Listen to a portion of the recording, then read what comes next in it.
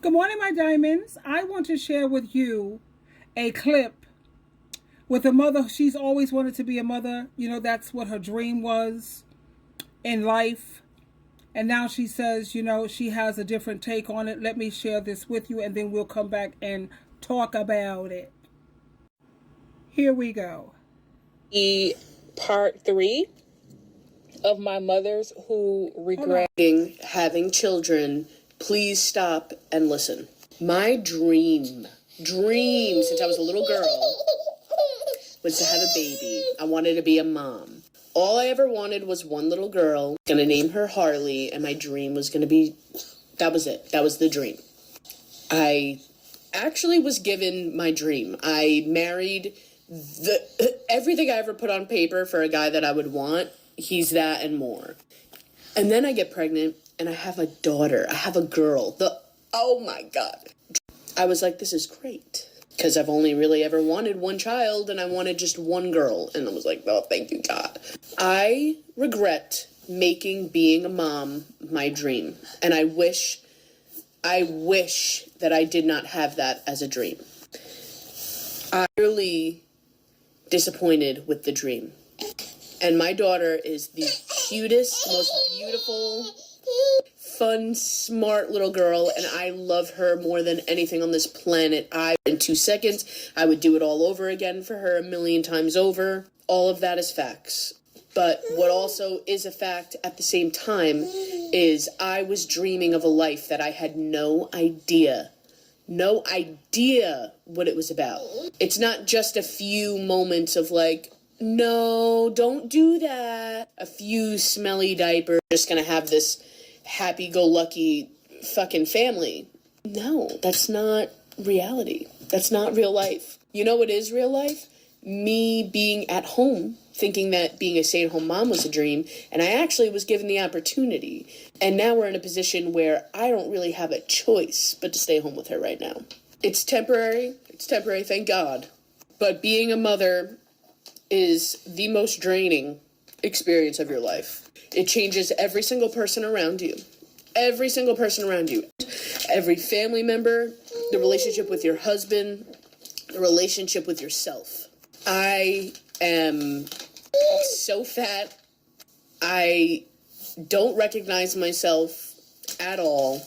I was so much more fit before I had her. I was geared the fuck in. My clothes fit me.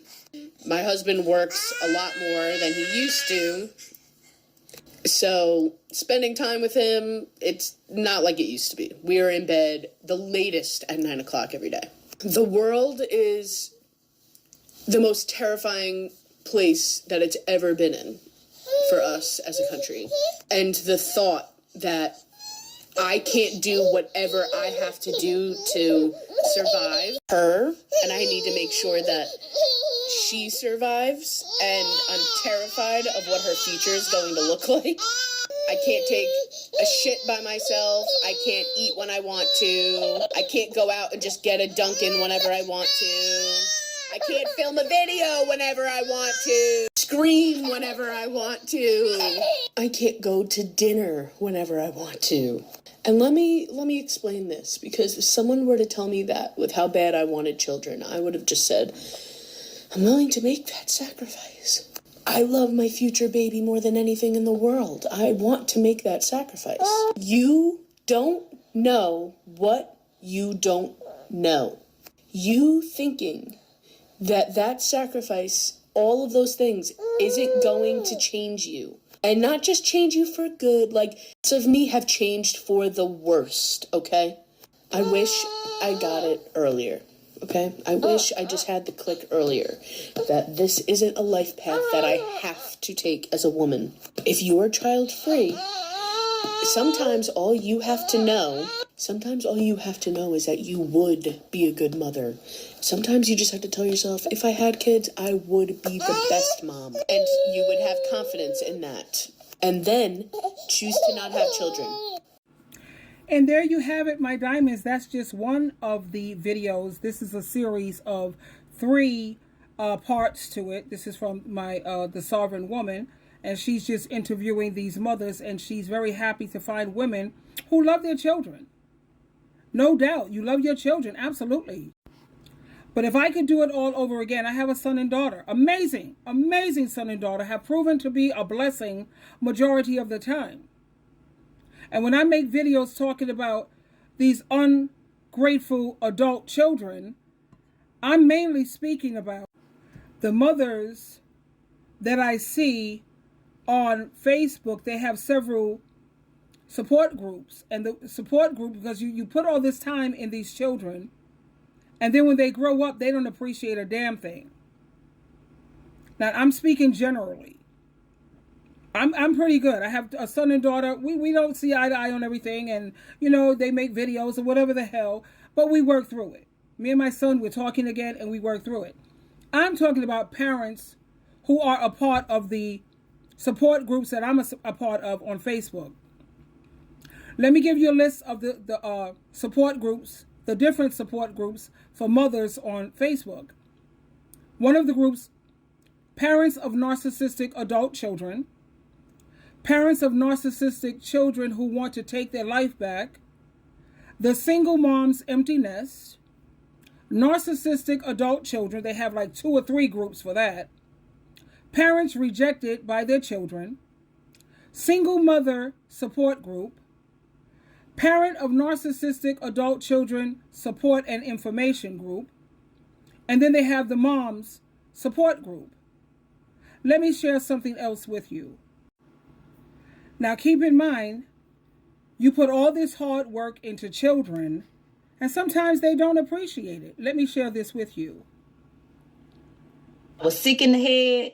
I thought it was okay to look at my mama, look at my dad, look at my parents and think I'm somehow better than them. Not giving them no type of empathy, grace, mercy, none of that stuff that you're supposed to do if you love Jesus. Agape love. I learned agape love when I was a kid, but I still chose not to use it at all. I chose to grow up and just be angry and just be blaming everybody and just be upset all the time. Okay, boom, adult kids, y'all got to stop doing that, man. Y'all grown now. You really need to go back and apologize about times where you know you was wrong. You know you didn't empathize with your parents. And I get it's easy to believe that you shouldn't empathize with your parents because they're your parents. And somehow the enemy has deceived you to think that your parents are perfect because they're parents.